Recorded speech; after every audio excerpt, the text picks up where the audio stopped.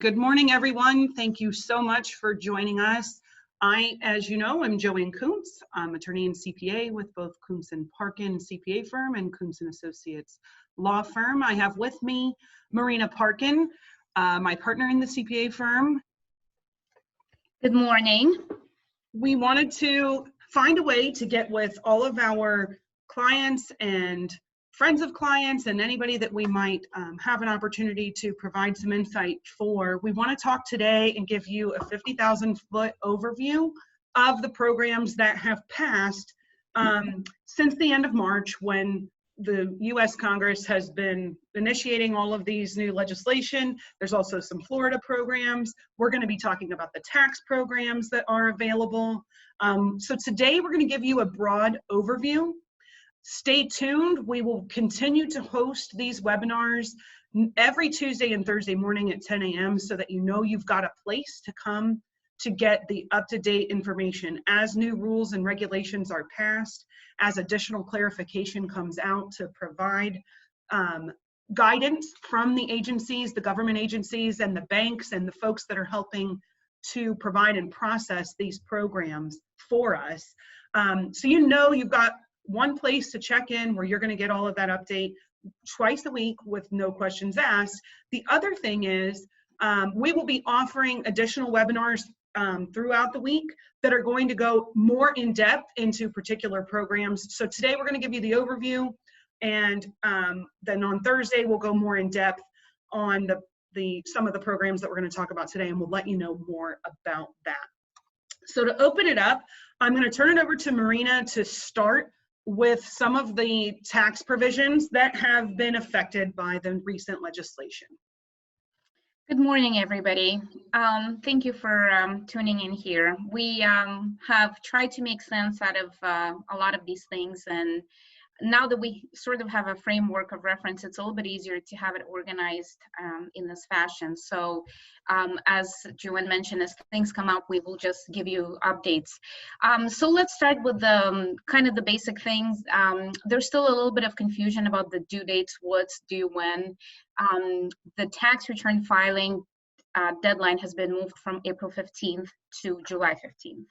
And so is the payment of tax for 2019 year. So any payments you would normally be making on April 15th are now moved to July 15th. Now, you can still file your tax return now. So if you have all your documents ready to submit to us or your other CPA, please do so, and we will get working on it as soon as possible. But if you owe tax, just know that you don't have to remit the payment when the tax return is filed. You can wait till July 15th. There's going to be no penalties for paying it on July 15th. There's nothing you need to do on April 15th to get that 7/15 extension. So that's an automatic extension. If you need further extension of time to file, like a lot of our people extend till October, that's the extension we need to file on July 15th. So then we will ask for a few more months extension till our regular extended deadline of October 15th. The other thing to mention is the first quarter estimated payment that is also normally due on April 15th is also now due July 15th. The second quarter estimated payment date has not yet been moved, so it's still, as far as we know, in June. But there's, of course, rumors that is going to be moved as well, just to make it make sense, where you submit your first estimated payment in July, and I think everything is going to shift over later. If you have any gift tax return filings, those are also due July 15th. So that's about the filings. There's some other forms, some foreign reporting and such. Everything that's tied to April 15th, FBARs and such, are also moved to July 15th. If you have any particular form that is specific that I haven't mentioned, just let me know and we'll see if we can find out what's been moved or not. IRA contributions, many of you that are my clients always like to see, if making an IRA contribution makes an impact on your tax return. And we always play that IRA or no IRA before April 15th. Well, thankfully, IRA contribution date has also been moved to July 15th. So we can still do that as we work on your tax return. Health savings account contribution, same story. It's July 15th deadline. So we can still see if you want to contribute something by July 15th to make an impact on your tax return. Let's talk a little bit about the IRA. So this is a pretty big relief that's being offered right now. If you've got IRA accounts and you want to take early withdrawal, that withdrawal is not going to be subject to early withdrawal penalty. And that's the withdrawal that is going to be taken for the full 2020 year. So it doesn't really matter on the date when you take that out. So again, if you're younger than 59 and a half and normally would be subject to early withdrawal penalty on those IRA withdrawals, you are not for the withdrawals this year. You also can, the amount is taxable, but you can choose to have it taxed over 3 years. If you do not need the money or don't need all of the money, you can put the money back, and you have over 3 years to do it before it becomes taxable.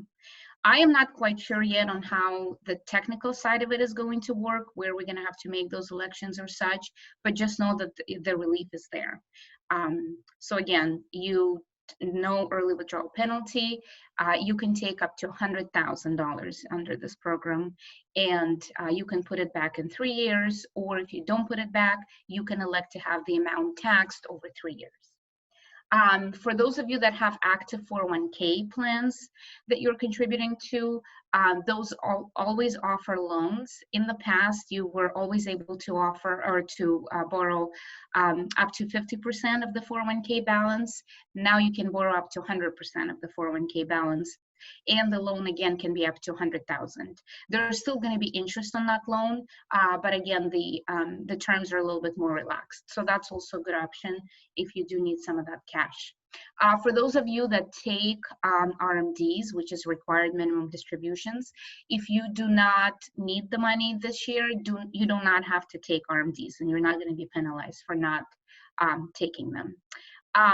Donations, a pretty big relief here for those that are going to be helping out and doing donations at this time to a lot of organizations that need it. Normally donations go into your miscellaneous deduction bucket, and for those that end up with a standard deduction of $12,000 for single or $24,000 for married filing joint, typically don't get those several $100 or even several $1,000 donations if the total in that bucket doesn't exceed the standard. Well, this year you can take up to $300 of cash donations above the miscellaneous deduction line. So that's also to encourage people to donate. Also, if you donate a substantial amount, that's typically limited to 40% or 60% of your AGI. Now there's no such limitation, so you can donate up to 100% of your AGI. And that's for those that always are high dollar donors that want to contribute. Let's take a look at these recovery rebates that are in the news right now. This is those stimulus payments. Single individual $1,200, $2,400 for married filing joint. There's still a lot of confusion on the timing, and there's also very little guidance on that. So the way that it works is if your adjusted gross income for a joint filer was $150,000 and under, you will get $2,400. That number of $150,000 is pulled automatically from your 2019 tax return if you filed it, or if you haven't filed your 19 yet, your 2018. And people tell me, well, my 2018 income was higher, 19 was lower. That's okay. When we ultimately file your 19 return, you will get the stimulus payment. If you get a partial payment because you start to get phased out, if your income is between 150 and 199, but your 2020 income is of course going to be lower, you may be out of work or business is down, when you ultimately file your 2020 tax return next year, and you would have qualified based on your 2020 numbers, you're going to get that catch-up payment then. If it works the other way, where your 2020 income is actually going to be higher than 19, and you qualified for this payment and you got it, but your 2020 income is higher, you're not going to be required to pay that back. So that works to your advantage as well. So at this point, I would recommend those whose incomes were higher in 19 to hold off and not push file on tax returns. We can prepare the tax return and see, but we don't have to file it and wait for that stimulus payment to be based on your 18 return. So that's a little bit of the game that we can play at this point. The big question is, how's the money coming? They said it's going to be direct deposited in your bank account if IRS has the direct deposit in their record. Many of you have always paid, so you've never given IRS your bank account because you've never had a refund. So at some point they said they were going to mail it. Then I was reading something where they said it's not going to be safe. So supposedly there's going to be this website set up where you can go into IRS, this dedicated website, and enter your direct deposit information. To this point, we are not sure when that's going to happen. I keep checking IRS website every day. I don't believe I looked this morning, but I did last night, and there was really no other guidance. So I would say at this point, just let's keep preparing your returns. For those clients that are in process, for me, I always look at your AGI of 19 versus 18. If I see that your 18 is lower than 19, we hold off on filing and see when you're going to get those checks. Again, when those checks are coming or the direct deposits, not quite clear on their timing. So that's on the recovery rebates. A little bit on unemployment I wanted to mention. In the past, self-employed individuals, commission people were never eligible for unemployment. You are now. I'm sure you heard in the news that this whole unemployment website is completely, just a disaster to apply, and they're going to have paper applications. Just know that it is available to you as self-employed, and the application, I think, is going to take care of that.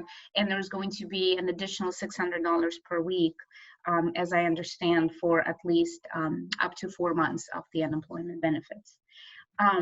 So we talked about that. We talked about the donations. I think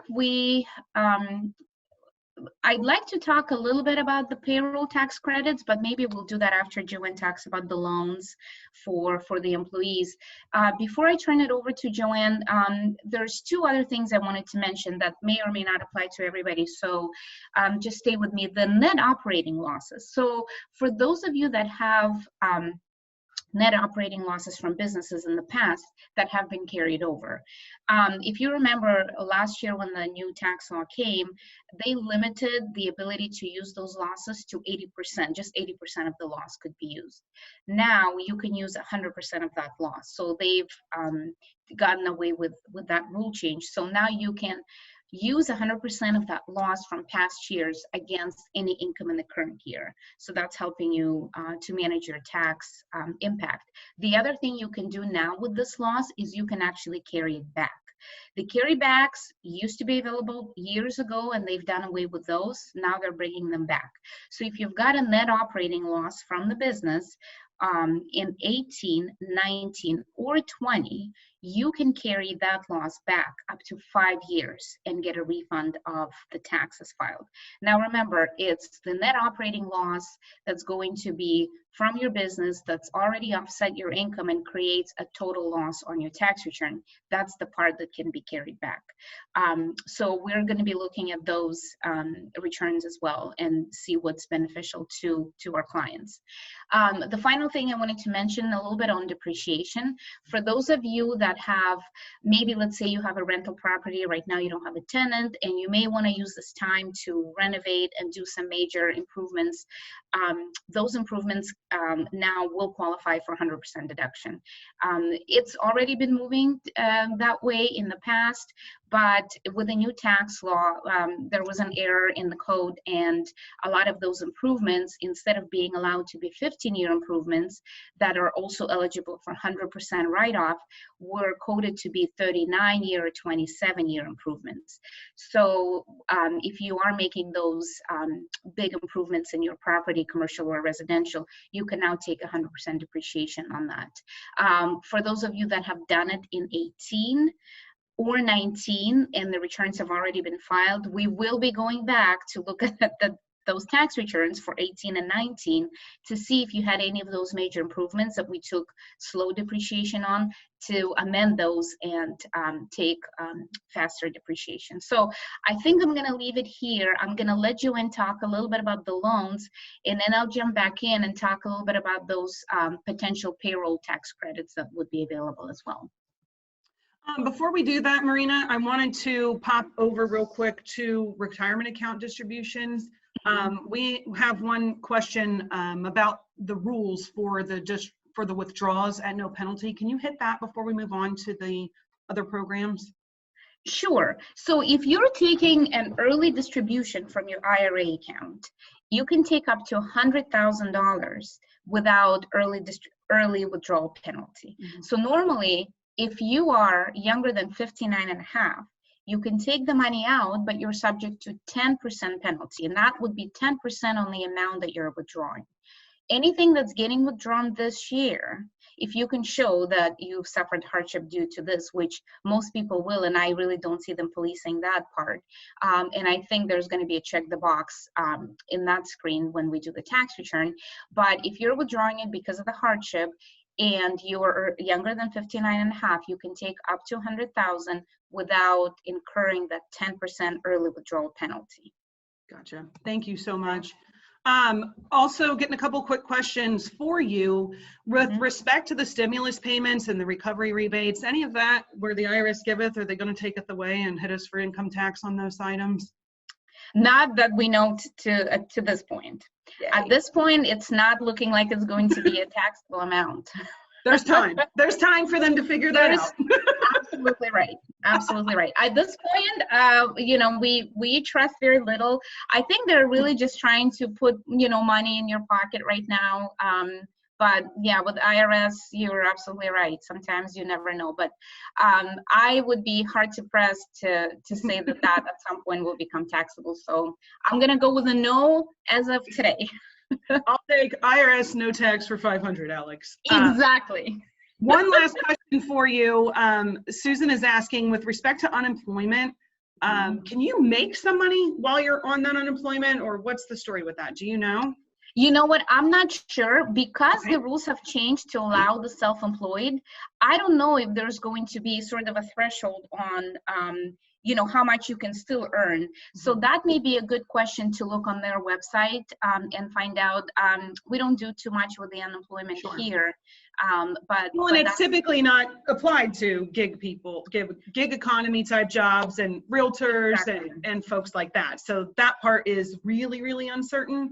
And I think that the folks who write the rules customarily are not the people doing the jobs. They're certainly not typically experienced with it. Dodd-Frank Act, for example, neither Mr. Dodd nor Mr. Frank have probably borrowed any money on a mortgage. So that's right. These rules aren't always going to make sense. And I think this is a nice transition over to the program side of things. If I can steal the floor from you for a second, what we want to make sure is that you're aware of, or at least cognizant of, the fact that what we're going to cover today and what's going to continue to come out, there are several programs out there. None of them have been written in conjunction with the other programs. So there's going to be timeframes that don't line up. There's going to be rules that compete with each other. So you can't just say, well, this is my income, or this was my commission income, or this was this, and that's the number I'm going to use for all of these programs. You're going to have to look at every single program specifically, because the dates are all different. So you'll hear February 15th, you'll hear March 1st. Of course, nobody got together in the federal government, let alone between the federal government and the state of Florida, to confirm that this would make any sense. So I guess we'll be busy, and happy to answer your questions. And like I said, we'll be back with you to provide updates and additional information as we obtain it. So let me start with what some of the choices even are. By this point in time, it's been about a week since everybody has kind of gotten the handle on the acronyms that are out there in terms of the professional world, so now we feel very comfortable to spit the alphabet soup out, because we've had a lot of time that we've spent and invested in trying to read as much as we can, understand as much as we can, and examine the continued guidance that's coming out. So the first program, the most popular program at this point, is the Payroll Protection Program. That's also known by the acronym PPP. You're hearing a lot about this. Bank of America, typically the big bad guy in short sales, everybody threw darts at the Bank of America. They had their act together. They were definitely the first bank in line to open up the program and accept applications. This PPP program is essentially a redistribution of the money. Rather than putting it to the individual employees through unemployment, the government is giving that money to the employers, be you self-employed, independent contractor, small business, any business 500 employees or less, is eligible to apply for this PPP loan. Now, it's called a loan. It's designed to operate a bit as a grant, but you have to follow the rules and you have to follow them very closely. Now, it's difficult to follow the rules because they're not all made yet. So this is a little bit fluid, and you've got to work closely with your CPA, your lawyer, your financial advisor, and really make sure that you're operating here not in a silo, because there's no one area where this is going to be the definite be all end all answer. You want to get multiple feedbacks, because like I said, there's a strategy to this. With the PPP program, what you're able to do is apply for funds that will pay for your payroll, your rent or mortgage, utilities, and those types of operating costs that are going to sustain you for the next 2 months. The program runs from April 3rd, which was last Friday, for small businesses. It opens up this Friday for the independent contractors to apply. Now, that program allows you to take a loan that will be forgiven, provided that you use it for the appropriate uses. What are appropriate? Well, you need to use it anyways for the payroll, for the utilities and mortgage and rent. The forgiven part of the loan needs to cover your loan proceeds, need to pay at least 75% payroll expenses. Out of the 100% of the amount of the loan that you take, you must use 75% towards payroll. This is designed to keep small businesses going so that there's not a shutdown and then have to ramp back up once this virus subsides. So the government's trying to keep people employed where the employer might otherwise have a tendency to shrink the workforce. Like I said, this money is basically going to pay the business to keep the person employed rather than give the person money for unemployment. If there is any portion of this that converts to a loan that's not forgiven, the interest rate will be 1%, and the amortization period is 2 years. So you have a 6-month payment window from when you get the money that you don't need to make any payments. Then you would be making payments over a 2-year period at 1% interest. The requirements also look at your total head count of employees. So you've got to maintain that head count. If you have already had to lay someone off, because this is not new, or you have to lay someone off in between now and when you actually receive your funds, you are still, if you rehire those folks, you're still eligible for the full debt forgiveness. Again, the purpose of this is to protect that wage for the employee. You also need to prove that you have not cut wages for those employees by more than 25%.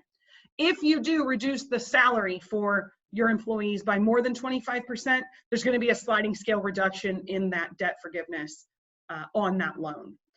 There is no personal guarantee associated with this loan program, meaning you're not pledging any collateral, you're not personally responsible for it, it's going to the business. All SBA 7A lenders that are already certified are eligible to make these loans. However, there will be additional types of lenders who are granted the opportunity to make these loans. You will find that there is strong encouragement from the SBA to please go to a bank that you already have a business banking relationship with. This will speed up your ability to have access to these funds, because that will there are certain bureaucratic requirements to confirm your identity, to ensure you're not laundering money and that you're not funding terrorism. Those things are required if you're opening a brand new relationship with the bank. If you go back to an existing bank that you already have a relationship with, you can avoid those requirements, and that will speed up your access to that money. They really are encouraging every single small business in the country to apply. They really want to make sure that this program is well utilized. As with anything, the implementation has been a little rocky. The access to the money is not as quick as anybody would really like to see. So don't be frustrated, don't be alarmed. There is $349 billion allocated to this. The word amongst the financial advisor, on the national level, folks that are involved in these decision-making and legislation-making circles are advising that if this runs out of money and needs more, it seems that it will be funded. So do not be alarmed that you're going to miss the bus. Don't sleep on your rights. This program closes on June 30th. You want to be actively trying to apply for this and making sure that you're obtaining these funds. The SBA lenders have been required to waive all fees. So typically people go, ooh, it's an SBA loan, it's going to be expensive.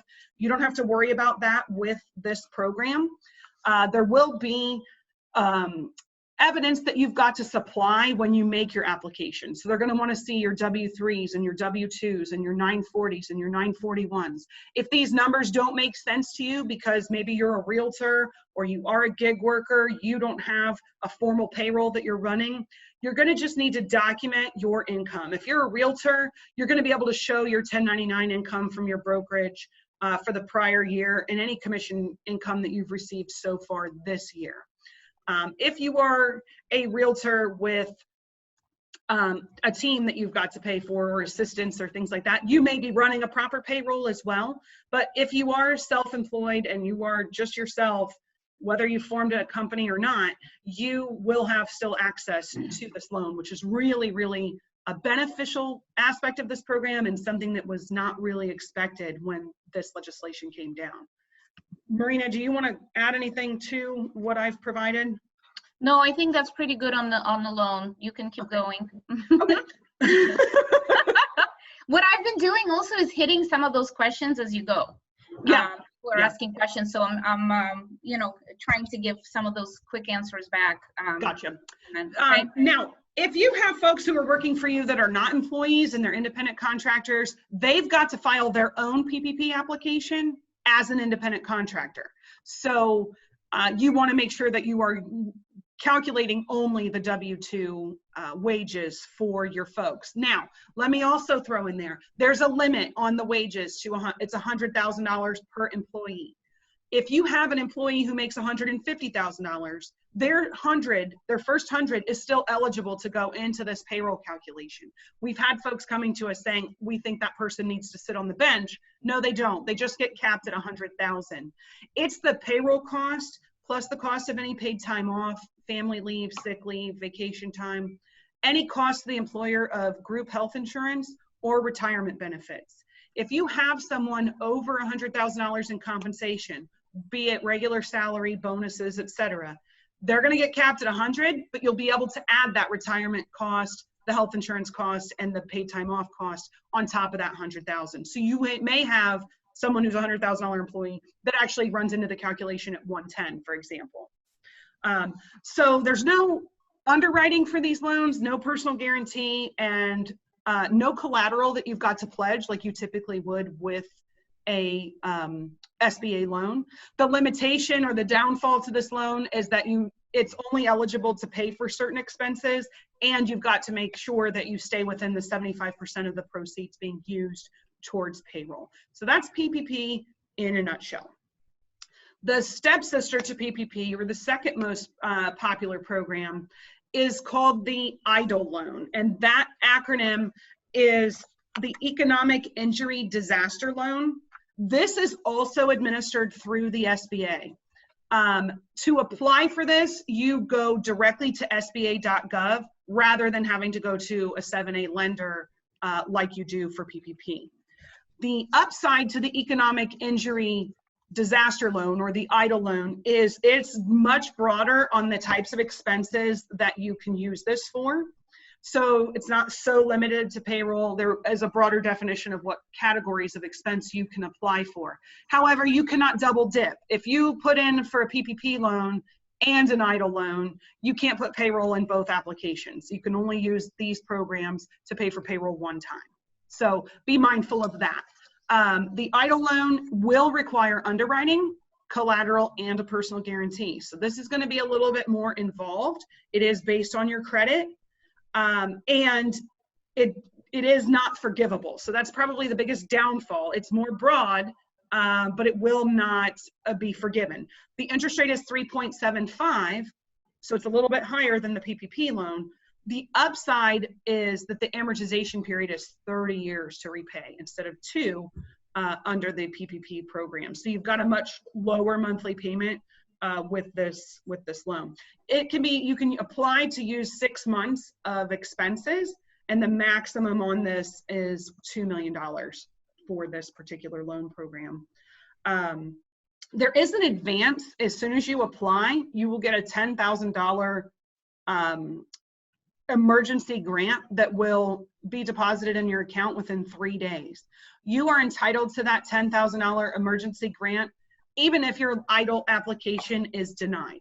So we customarily would tell folks apply for PPP first because it's forgivable and because it's going to give you the money that you may not have to pay back. But if you need money to stay alive in the next 14 to 30 days, you're going to want to do that EIDL grant so that you get some operating cash very, very, very quickly. That $10,000, if you receive it, is going to have to go back into your PPP calculation as part of your forgivable debt. Anything you want to add to that, Marina? I mean, this is so exciting. I'm sure you're all on the edge of it. The one thing that I wanted to add here, there's a lot of folks who have already applied for the SBA, for the EIDL loan, because that was open earlier than the PPP loan, and they have applied and asked for payroll money and all that other stuff. What happens is if you apply to PPP now, you still can. When SBA approves you, they will roll that loan into the PPP loan. So you won't get both loans, but you won't get disqualified from both. They will roll the SBA loan into the PPP loan. And the reason why we say if you apply for both now, make sure you apply for different uses. Now that PPP is open to take applications, you can certainly apply for that for the payroll needs and apply for the EIDL loan for other things, especially, you know, you've got some non-payroll costs that you need to cover. So that's how those two loans are going to work. I'm getting a lot of questions about which one is what, so I just wanted to clarify that a little bit more. The other thing, let me say, is the government issued a proclamation giving guidance on PPP on last Thursday, April 2nd at 7 p.m. and the program was due to open Friday morning at 8 o'clock. So they're not giving a lot of lead time for turnaround. One thing that you will also see is when that program was initiated, they said the interest rate would be 0.5%, and it jumped to 1%. The maximum cap under the statute is 4%, but they do have the ability to move those terms as this goes along. So, you know, they said 0.5%, and then by Thursday night, they said, nope, we're going to make it 1%. The maximum will be 4%. The amortization period that they're using right now is 2 years. The maximum permitted under the program is 10 years, but they're right now saying that everybody's going to have a 2-year repayment program, repayment amortization period. So be mindful of that. We also received a question asking if the PPP program is a loan or is it a free grant? It's a combination. It's issued as a loan with a potential to have the debt forgiven if you follow the rules, if you use the money the way you were supposed to. You're going to have to prove that come June 30th when the program ends. This was designed to give folks access to money to run for 8 weeks. So from the day you get the money through June 30th, you've got to show your head count of employees, your average payroll, that the people weren't cut by 25% or more, and that you used it for the appropriate expenses.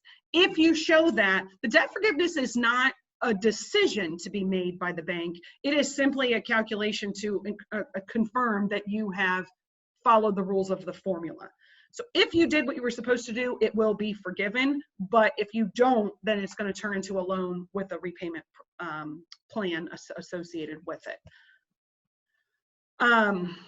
Keep in mind. Also, I'm sorry, just looking at a couple of these things, one of our clients has applied for the EIDL and several of them actually under different entities. And I just wanted to bring that up, that they say that the $10,000 will be given to you within 3 days. I think that maybe that was at the very, very beginning. Now that time frame seems to be slower. It's been about a week, and he hasn't heard anything, which I'm not surprised at this point with the volume that they have coming in. Oh yeah, the fact that this is slow and inconsistently applied, don't be alarmed. Also, don't be alarmed if you hear inconsistent application from other professionals. If you're on another webinar and you hear something different, keep asking those questions. Sometimes it is the guidance has changed. If you talk to somebody 3 days ago and new guidance has been issued, that can make for the reason that there's a change in that information. It also is, the bill was the CARES Act was 900 pages. Everybody is working not only with the rules that were written, but like I said, the rules are written by folks who don't touch everything. So there's interpretation and guidance that's got to come down, and some of that is still unclear. So for example, it says we have to provide all these payroll reports to prove what the average payroll is, and then they open this program up to 1099 independent contractors and gig folks who are not going to have those payroll reports to run. So we are just left with deeming what would also prove what their income was. There's no hard rule that you can look at in the rule book. So be your own advocate. Definitely don't just check out. Don't just say, well, my financial advisor said, or my lawyer said, or my CPA said. Even if your person is us, we want you to understand. We want you maybe not to be able to recite the rules like we can, but certainly to understand where we're coming from with the application to your particular situation, because you're going to hear things anyways, when it comes to legal and tax advice, everybody's got a cousin who knew something from a lawyer in Minnesota who was their friend. That's already the bane of my existence. Add to it that people are now distraught and everybody's got more time on their hands to sit and think about these things. So interpretations are running wild. Don't be alarmed. Pardon me. Allergies, not seasonal allergies. No death stares, please. All safe in the Zoom. If we don't have any more questions urgently on the EIDL versus the PPP, I want to turn our attention real briefly to one more program that I would let you know that is out there. It is a Florida program, and that is the Florida Small Business Emergency Bridge Loan. This is offered through the Department of Economic Opportunity. This has nothing to do with the SBA. This is not a federal program. This, like EIDL, is an emergency program that has existed in the past that they turn off and on when there is a disaster. So the Florida Bridge Loan was enacted when Hurricane Andrew hit to help businesses in South Florida recover. They turn it off and on and off and on as it's needed. It's back on. Every county in the state of Florida is eligible. We've all been affected. It's a loan amount of $50,000. There are certain circumstances where you can obtain $100,000 in a special case. The interest rate is free for a year. Then it jumps to 12%. My biggest caution about this loan is the rules about how you repay this loan conflict with the PPP loan. So I don't want people to run out and apply for the bridge loan immediately. It's not free money. It's not forgiven like PPP is. The rules of the bridge loan are that if you obtain any other disaster funds, you are required to use those to pay off the disaster loan. The rules of the PPP loan say you can only use it for those designated purposes: payroll, mortgage, rent, utilities. That's it. You don't have any flexibility. It doesn't allow you to pay the Florida disaster loan. It doesn't know that there is a Florida disaster loan that's requiring payment if you get a PPP loan. So these terms conflict. So if you're going to apply for PPP, do that first If you're going to apply for EIDL, do that second for most people. For your individual circumstances, you can let us know and we can give you advice specific to you. And then the bridge loan would be your last resort. The nice thing is it's 50 grand you can use for your business expenses. You must have 2 employees, but that allows you to run the business and operate with less restriction than what the PPP loan has. However, you need to make sure that you're not using this loan for a business that was suffering before this crisis. You don't want to get yourself into a situation where you take this loan on a business that was struggling, that may have gone out of business anyways, and then you're stuck with 12% interest rate when you get to day 366. This needs to be something that if you take it, you are confident that you're going to be able to repay that money back in 12 months. Maybe you might not even certain that you'll need it, but you've got it in case you do need it. That you need to be very cognizant of before you run and take that money. Let me say though, most of the deadlines for the other programs are running through June 30th. This one right now is only open through May 8th. Anything that you want to throw on top of that, Marina? No, that's it for that loan. Okay. That's as far as I'm concerned for the loan programs, that's what I have to offer. I have not had a chance to peek at the questions. I don't know if there's anything, Marina, that you there is a couple of questions. Back to the tax. Yeah, what I'd like to do is before I talk about some of these payroll tax credits, some of the questions, and Joanne, you can take a peek as well. There's quite a few realtor questions. We are going to be hosting a separate webinar for the realtors, guys, and that's going to be tomorrow at noon. And that's where we're going to cover the things that we have kind of looked at and talked about on how it impacts teams versus individual realtors versus, you know, if you're an S-corp realtor versus self-employed or subcontractor, whatever you want to call it. So there's going to be a lot of different realtor variations, and Joanne and I sort of put our mind together on how we think that's going to work. So I think instead of taking time here, let's cover some of the detailed realtor stuff tomorrow at noon, guys, if you don't mind. One other question that I thought I'd talk about, George is asking, my bank told me that the PPP no longer include rent, utilities, and mortgage interest. Is that correct? I think maybe what they're referring to, George, is that when you apply for the loan, the basis of the amount that you're getting is 2.5 times payroll costs.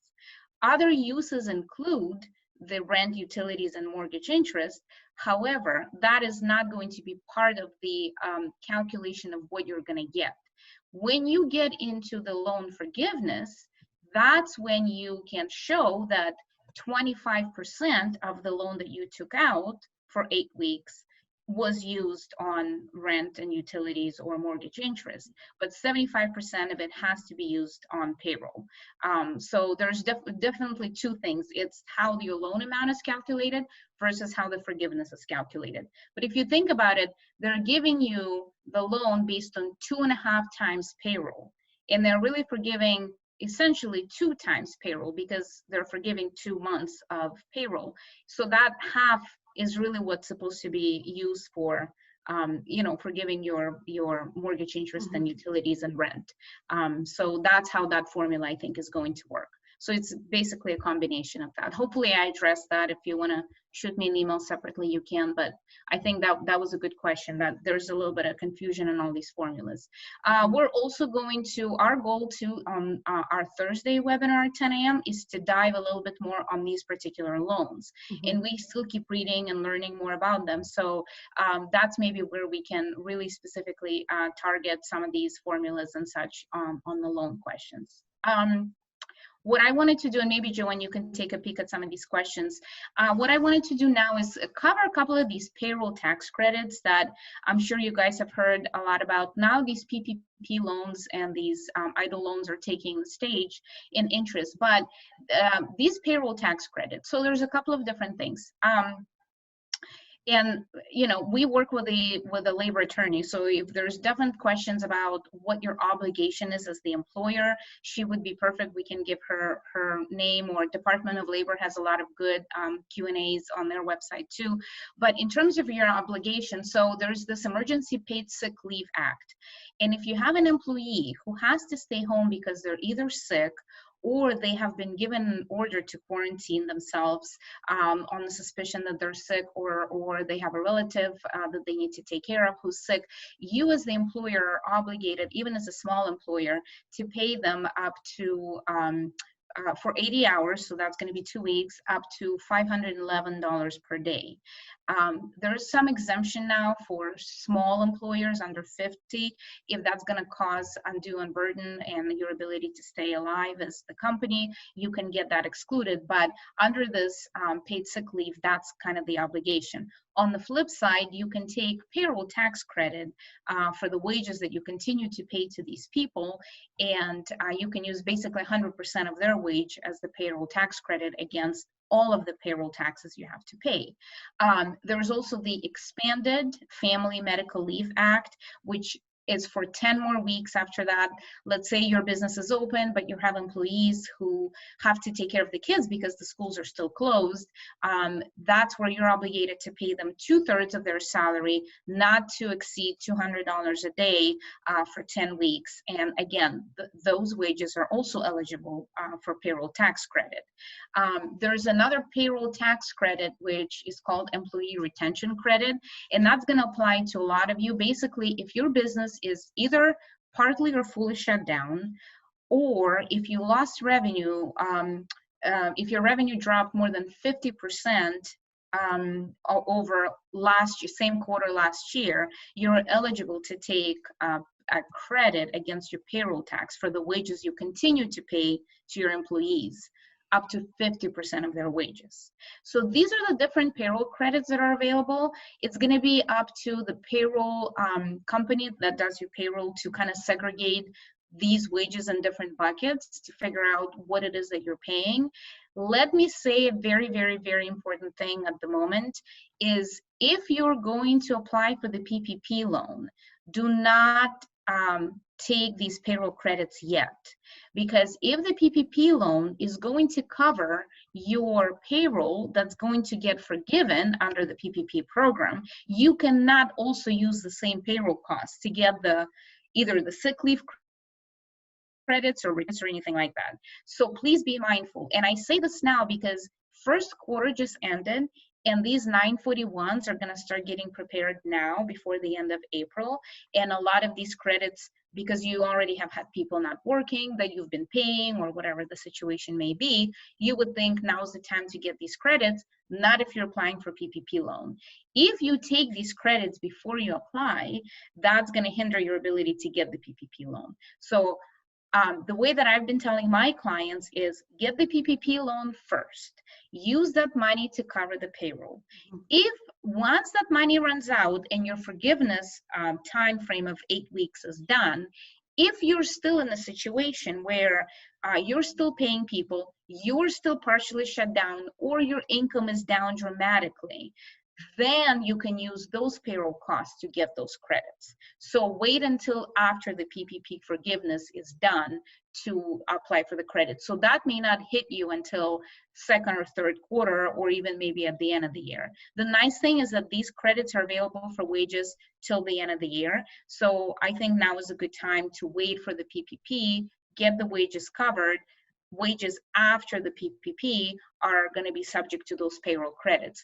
I talked to my contact at ADP that we work with a lot, and I asked them how they're going to make sure that they don't apply for these credits on the 941s. And he said that I guess they're putting a system in place to ask their clients, have you applied for the PPP loan, so that they don't, screw them over by applying for these credits and now you can't get the loan. But but ADP is also getting a lot of the guidance that they're waiting on to make sure that their systems are in place to calculate those. So I think that's going to become a hotter issue later in the year after the PPP loans subside and are repaid and forgiven, and you're still paying these people and still, limping on one leg with your business. So we will certainly cover that later in the year, but I just wanted to let you know, now that, these payroll reports are coming, not to do anything with these credits if you have applied for the PPP loan. Absolutely. I think that's about a wrap. We've given you the overview. We have answered as many of your questions as we possibly can. The real estate specific questions, like Marina said, we're going to dive into not only individual realtors on tomorrow at noon, we're also going to hit teams and brokerages tomorrow at noon. So your specific questions with respect to that, we can definitely address there so that we can keep this as relevant to the audience as possible.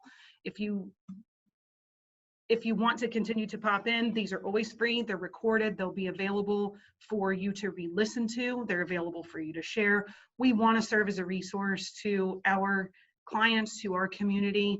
We have been fortunate enough to have this firm here, and we've relied on many of you for referrals and for your personal business, and we want to say thank you for that. This is one way in which we can give back. So please, please, please, if you have questions, feel free to pop in on these webinars and provide them. If you want to email them, you can. We'll be answering them on the webinars. We really are trying to serve as many people as efficiently and quickly as we possibly can. We are happy to answer questions, but we need to do so in a way that won't prevent us from serving people as well. So we appreciate your time. If you have other topics that you want to hear about, please let us know that as well. We'll keep you posted, keep checking the schedule for what we're going to be hitting. And thanks again for your time. Stay safe, stay well, and if you need anything, let us know. Thanks, everybody.